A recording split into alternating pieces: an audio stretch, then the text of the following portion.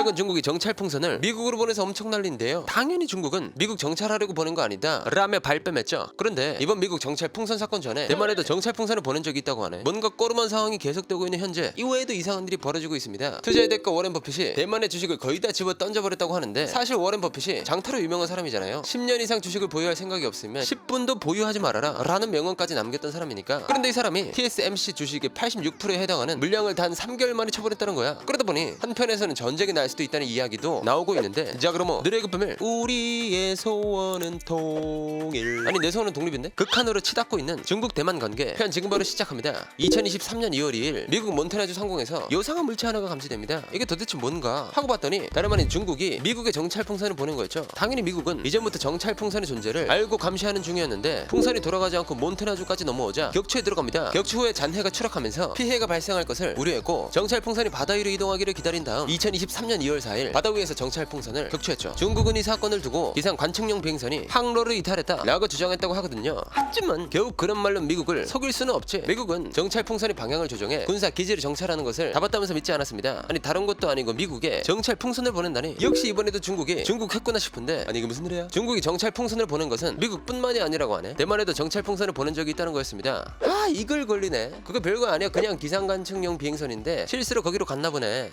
개소리 하지마. 세상에 어떤 기상 관측용 풍선이 저렇게 크냐?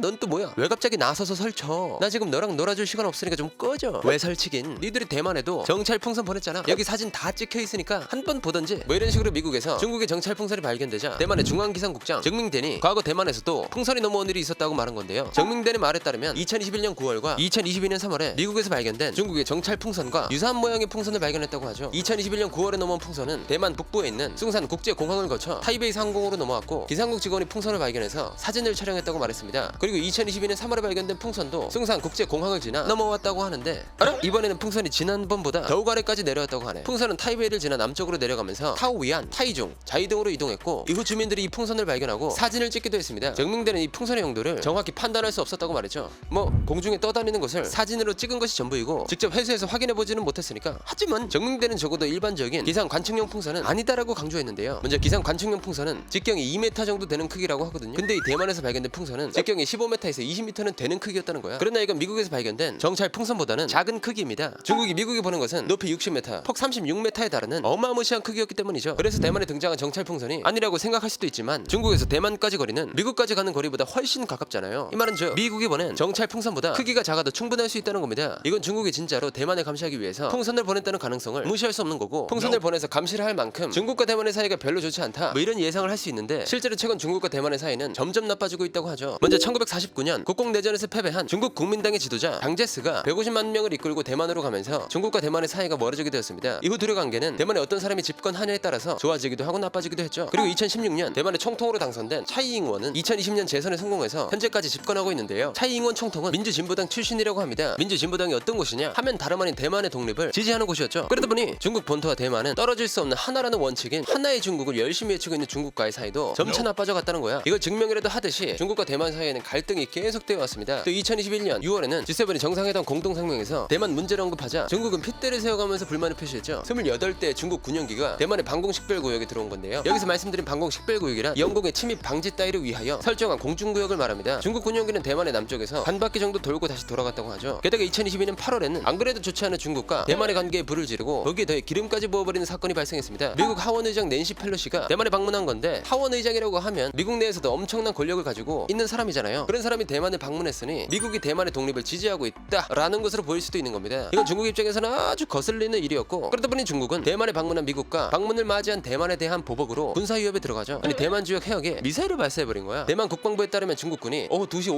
56분부터 오후 5시까지 수차례에 걸쳐 미사일을 발사했다고 하는데, 대만 북부, 남부, 동부 주변 해역에 총 11발이 떨어졌다고 합니다. 이후 시진핑은 2022년 10월에 열린 전국대표대회의 개막식에서 대만에 대한 언급을 하기도 했습니다. 무력 사용을 포기하지 않고 모든 조치를 취하겠다라고 말하면서 강경한 입장을 보여줬죠. 이것만 봐도 엄청나게 사이가 안 좋구나 라는 걸 느낄 수 있지만, 지금 언급한 사건들 말고도 중국은 대만을 시도 때도 없이 위협해왔잖아요. 실제로 중국 군용기가 대만의 방공식별구역을 넘은 횟수가 엄청나게 증가했다고 하죠. 2020년에는 한 해 동안 군용기가 380차례 넘어왔지만 2021년에는 약 960차례까지 증가했습니다. 심지어 2022년에는 한 해 동안 중국 군용기가 대만 방공식별구역을 넘은 횟수만 무려 1727회. 이건 2021년보다 약 1.8배 증가한 거고 2020년보다는 약 4.5배 증가한 수치야. 이렇게 중국은 대만에 대한 위협을 계속 이어가고 있는 상황이지만 대만은 중국에 절대로 굴복할 생각이 없어. 차이잉원 총통은 2022년 10월 10일 대만의 국경일인 쌍십절에 기념 연설을 진행했죠. 차이잉원 총통님, 최근 중국이 대만을 계속 위협하고 있는데 이에 대해 어떻게 생각하시나요? 그거 참 유감스러운 일입니다. 군사적 대립은 서로에게 좋을 게 하나도 없어요.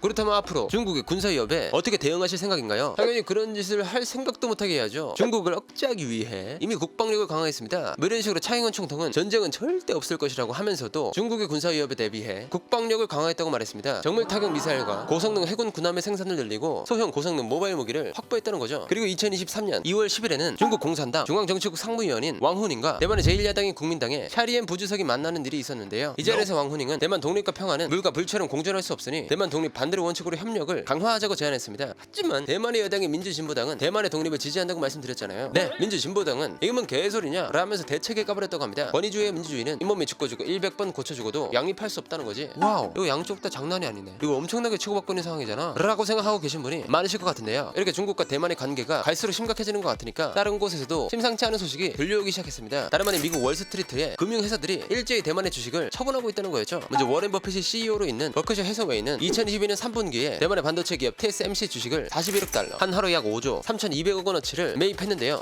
2022년 4분기에 TSMC 주식을 35억 달러, 한 하루 약 4조 5,400억 원 정도 되는 규모를 팔아치웠다고 하네. 이건 고작 한 분기 만에 구매한 주식의 약 85%를 다시 팔았다는 겁니다.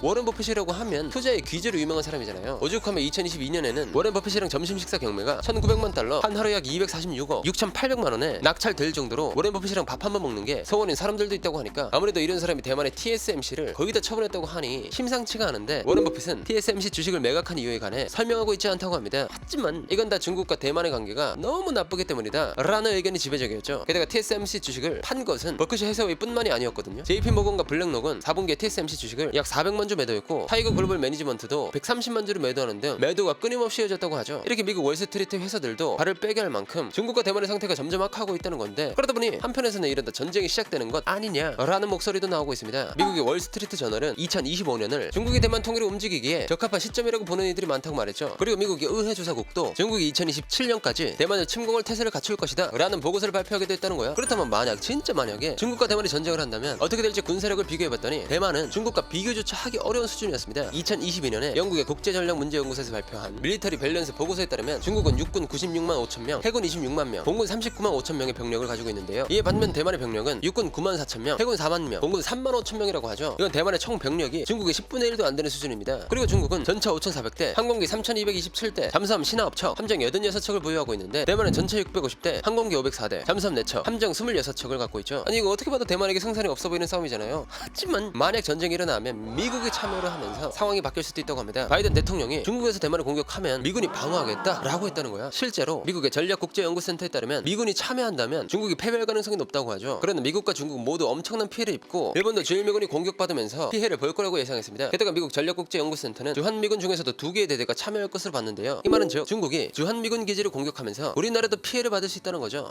과연 중국과 대만의 관계가 어떻게 될지 지켜봐야 할 것 같네요. 자, 그럼 중국과 대만의 관계가 전쟁까지 가지 않기를 바라면서 오늘의 1급 비밀 마치도록 하겠습니다. 다음에 또 다른 이야기를 담으려 1급 비밀 파일을 들고 다시 찾아오도록 하겠습니다. 감사합니다.